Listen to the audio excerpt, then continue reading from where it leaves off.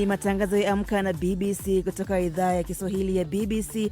Karibu msikilizaji, mimi ni Belden Waliaula. Tulionayo katika Amka na BBC leo hii: Ikulu ya White House yatoa taarifa kwa kuna uwezekano wa serikali ya Trump kukitoa kijeshi kisiwa cha Greenland ambalo ni eneo la Denmark linalojitawala. Waziri wa mambo ya nje wa Israel Gideon Saar azuru eneo lililojitenga la Somaliland siku 10 tu baada ya Israel kuitambua Somaliland kama taifa huru. Na sasa wakati waziri sasa anafika Somaliland, inamaanisha kuwa Somaliland na Israel wanaanza kuhakikishiana kwamba utambulishi yao sio ya hivi. Na katika gumzo letu asubuhi hii tunaangazia swala la kuandaa ubao wa maono katika kupanga malengo yako ya mwaka. Ubao wa maono ni kifaa au ni kitu ambacho unakiandaa kwa kuweka malengo yako au maono ambayo unatamani wewe kuyafikia kwa muda fulani.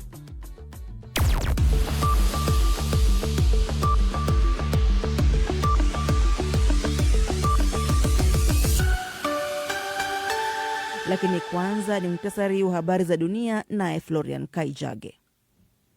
Ikulu ya Marekani almaarufu White House imethibitisha kuwa Rais Donald Trump na jopo lake wamekuwa wakijadili machaguo mbalimbali ili kuidhibiti Greenland, ikibainisha kuwa matumizi ya nguvu za kijeshi ni mojawapo ya uwezekano huo. Msemaji wa Trump, Caroline Leavitt, amesema ametoa taarifa kwamba hatua kama hiyo ni kipaumbele cha usalama wa Marekani, akionyesha hali hiyo kuwa muhimu ili kuzuia maadui wa Marekani katika eneo la Arctic. Awali waziri mkuu wa Greenland, Jens Frederik Nielsen, alionyesha kufurahishwa na taarifa ya Umoja wa Viongozi wa Ulaya wakiahidi kutetea kanuni ya ulimwengu ya kuheshimu uhuru wa eneo linalojitawala la Denmark. Uingereza, Ufaransa, Ujerumani, Italia, Poland na Hispania zimesema Greenland ni mali ya watu wake. Shirika la misaada la matibabu nchini Sudani linasema watu 13 wakiwemo watoto 8 wameuawa katika shambulio la ndege zisizo na rubani katika mji wa kati wa El Obeid. Mtandao wa madaktari wa Sudani umesema watu 6 miongoni mwa waathirika ni wa familia moja na umevilaumu vikosi vya RSF kwa shambulio hilo. Awali kundi hilo lilikanusha madai kwamba lilikiuka sheria za kibinadamu wakati wa vita vya wenyewe kwa wenyewe vinavyoendelea kati yake na jeshi la Sudan. Zaidi ya watu 150,000 wamekufa katika mzozo huo na takriban wengine wapatao milioni 12 wameyakimbia makazi yao katika kile ambacho Umoja wa Mataifa umekiita janga kubwa zaidi la kibinadamu duniani.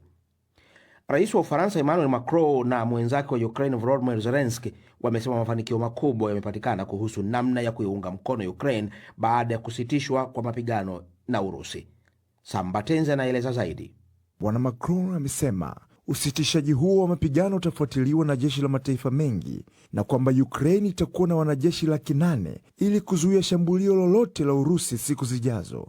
Mjumbe wa Marekani Steve Witkoff amesema kile alichokiita makubaliano thabiti ya ustawi pia yamefikiwa ili kuunda nafasi za kazi kwa Ukraine baada ya vita.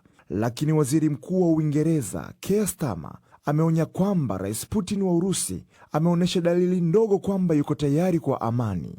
Washirika wa magharibi wa Ukraine Jumanne walikubaliana kuhusu dhamana muhimu kwa usalama wa Kiev, ikiwa ni pamoja na utaratibu wa ufuatiliaji unaoongozwa na Marekani na kikosi cha kimataifa cha Ulaya ambacho kitatumwa baada ya kusitishwa kwa vita vya Urusi dhidi ya jirani yake.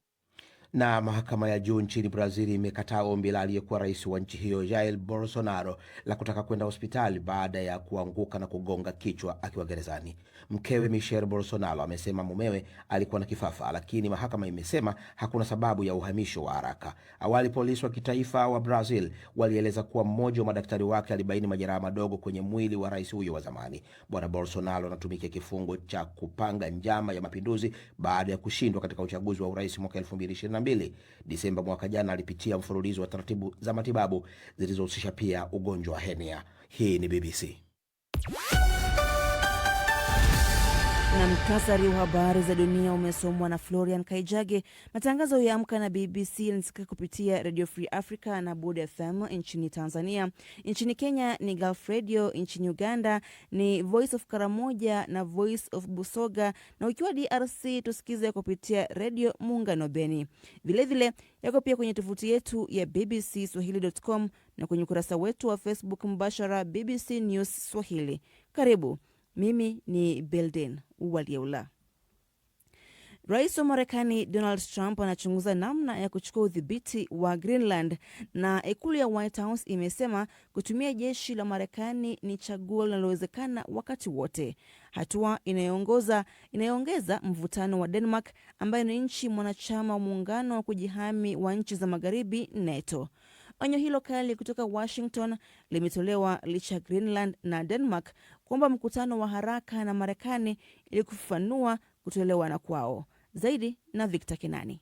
Hatua ya uwezekano wa kuingilia kijeshi kwa Marekani nchini Venezuela imefufua tena nia ya Trump juu ya eneo hilo la Aktiki linalojitawala chini ya Denmark, ambalo lina akiba kubwa ya madini adimu duniani ambayo hayajachimbwa na linaweza kuwa muhimu kimkakati kadri barafu ya ncha ya dunia inavyoyeyuka na kufungua njia mpya za usafirishaji baharini. Msemaji wa ikulu ya White House Caroline Leavitt alisema kuwa kupata Greenland ni kipaumbele cha usalama wa taifa la Marekani ili kuwazuia mahasimu kama Urusi na China. Madai mapya ya Trump kuhusu Greenland inayojitawala yamezua hofu barani Ulaya kwamba muungano wa kuvuka Atlantiki kati ya Ulaya na Marekani huenda ukavunjika. Hapo awali, Greenland na Denmark walisema wameomba kukutana haraka na waziri wa mambo ya nje wa Marekani Marco Rubio kujadili swala hilo. Hadi sasa haijawezekana, aliandika waziri wa mambo ya nje wa Greenland Vivian Motzfeldt kwenye mitandao ya kijamii, na kuongezea kuwa licha ya ukweli kwamba serikali za Greenland na Denmark zimeomba mkutano wa ngazi ya mawaziri kwa kipindi chote cha mwaka 2025. Waziri wa mambo ya nje wa Denmark Lars Løkke Rasmussen alisema kuwa kukutana na Rubio kungeweza kutatua kutoelewana fulani. Waziri mkuu wa Greenland Jens Frederik Nielsen alisisitiza tena kuwa kisiwa hicho hakiuzwi na kwamba ni raia wa Greenland pekee wanaopaswa kuamua mustakabali wake. Kauli yake ilitolewa baada ya Uingereza, Ufaransa, Ujerumani, Italy, Poland na Uhispania kuungana na Denmark katika kusema kuwa zitalinda kanuni za ulimwengu mzima za uhuru wa nchi, uadilifu wa mipaka ya kitaifa na kutovunjika kwa mipaka. Washington tayari ina kambi ya kijeshi nchini Greenland ambayo ina wakazi wapatao 57,000. Trump alidokeza siku ya Jumapili kuwa uamuzi kuhusu Greenland unaweza kutolewa baada ya takriban miezi miwili, mara tu hali itakapokuwa imetulia nchini Venezuela ambako majeshi ya Marekani yalimkamata Nicolas Maduro siku ya Jumamosi. Nitasema hili kuhusu Greenland. Tunahitaji Greenland kwa sababu za usalama wa taifa. Ni eneo la kimkakati sana. Kwa sasa Greenland imezungukwa na meli za Urusi na China kila mahali. Tunahitaji Greenland kwa mtazamo wa usalama wa taifa, na Denmark haitaweza kulifanya hilo. Naweza kuambia hilo. Taarifa ya pamoja ya viongozi wa Ulaya ilieleza kuwa usalama wa Aktiki ni muhimu sana kwa usalama wa kimataifa na wa muungano wa kuvuka Atlantiki. Denmark ikijumuisha Greenland ni mwanachama wa muungano wa kujihami NATO, iliongeza taarifa hiyo ikihimiza mkakati wa pamoja wa usalama katika eneo la ncha ya dunia. Taarifa hiyo ilisainiwa na Waziri Mkuu wa Uingereza Keir Starmer, Waziri Mkuu wa Denmark Mette Frederiksen, Rais wa Ufaransa Emmanuel Macron, Kansela wa Ujerumani Friedrich Merz, Waziri Mkuu wa Italia Giorgio Meloni, Waziri Mkuu wa Poland Donald Tusk na Waziri Mkuu wa Hispania Pedro Sanchez. Taarifa hiyo ilisema, na hapa na nukuu, Greenland ni ya watu wake. Ni kwa Denmark na Greenland na wao pekee kuamua maswala yanayohusu Denmark na Greenland. Mwisho wa nukuu. Trump amekuwa akieleza wazo la kuimegua Greenland tangu muhula wake wa kwanza wa urais. Trump amedai kuwa Denmark haiwezi kuhakikisha usalama wa Greenland. Hata hivyo, Copenhagen imewekeza pakubwa katika maswala ya usalama, ikitenga takriban krona bilioni 90 sawa na dola bilioni 14 katika mwaka uliopita. Taarifa yake ya Victor Kinani. Polisi nchini Uganda wamekanusha ripoti ya shirika la kutetea haki za kibinadamu duniani Amnesty International ambalo lilishtumu polisi kwa kukandamiza upinzani na wafuasi wa upinzani wakati wa kampeni za kuelekea uchaguzi mkuu utakaofanyika Januari 15. Ripoti kamili na mwandishi wetu Shuaib Ibrahim akiwa Kampala. Katika mahojiano maalum na BBC, msemaji wa jeshi la polisi nchini Uganda, Rusoka Chituma, amesema ripoti ya shirika la kimataifa la kutetea haki za kibinadamu duniani Amnesty International iliyotolewa mapema wiki hii na kuvishtumu vikosi vya usalama ikiwemo maafisa wa polisi imeegemea upande mmoja. Rusoka amebaini kuwa jeshi la polisi lina jukumu la kuhakikisha mchakato wa uchaguzi unafanyika kwa amani na kwamba halijatekeleza kamata dhidi ya wafuasi wa chama kikuu cha upinzani cha NUP kama ripoti ya Amnesty International ilivyobaini, lakini iliwakamata watu maalum wanaoshukiwa kuvunja sheria. What Amnesty may call brutal is purely kile ambacho Amnesty International inaweza kutaja kama unyama ni kauli ambayo naweza kusema imetolewa kwa misingi ya kuwa na upendeleo wa upande mmoja, kwa sababu kimataifa kila mmoja anafahamu ya kwamba wakati mtu anaposhirikiana na maafisa akikamatwa hakuna haja kutumia nguvu, lakini kama hakuna ushirikiano kimataifa inakubaliwa kutumia nguvu kiasi ili kumdhibiti mshukiwa. It is allowed to exercise a certain amount of force to subdue a suspect. Mapema wiki hii shirika la kutetea haki za kibinadamu duniani la Amnesty International lilisema limekusanya ushahidi wa maafisa wa usalama wakiwapiga na kutumia mabomu ya kutoa machozi dhidi ya wafuasi wa chama kikuu cha upinzani cha NUP kinachoongozwa na mwanamuziki aliyegeuka kuwa mwanasiasa Robert Kyagulanyi Ssentamu almaarufu kama Bobi Wine.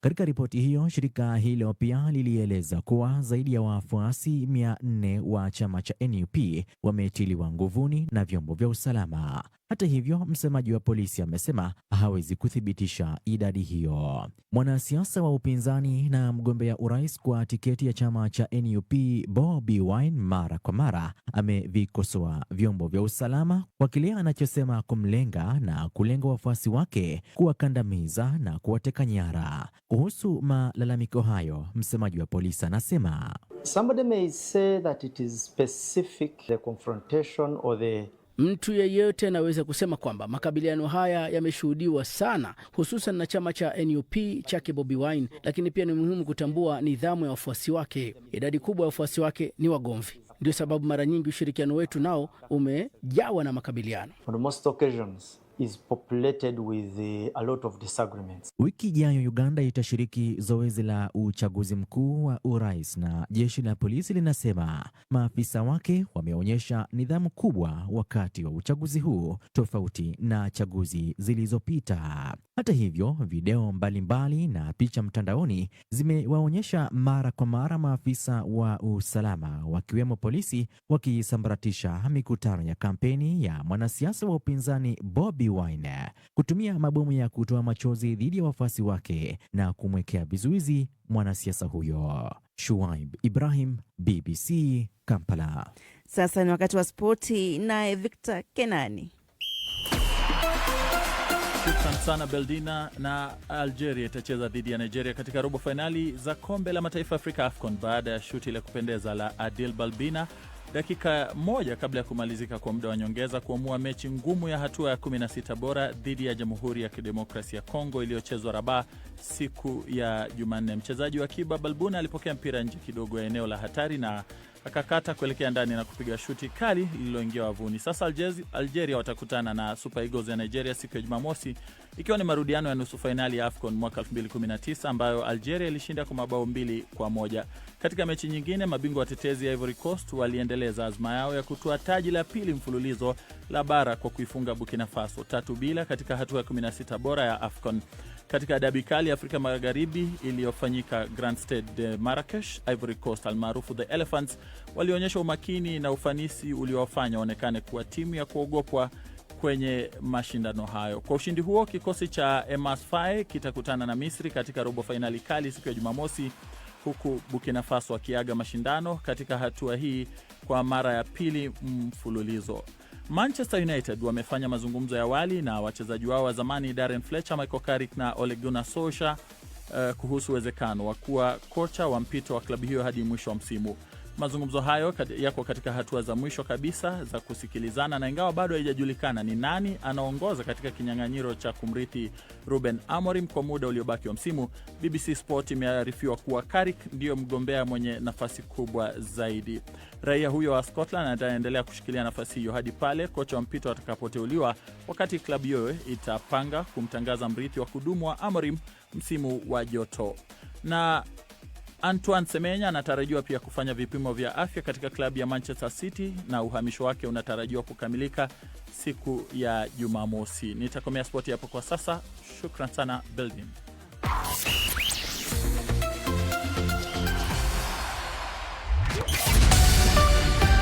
Ni matangazo ya Amka na BBC. Habari kuu asubuhi hii: waziri wa mambo ya nje wa Israel Gideon Saar azuru eneo lililojitenga la Somaliland siku 10 tu baada ya Israel kuitambua Somaliland kama taifa huru. Hii inaashiria nini?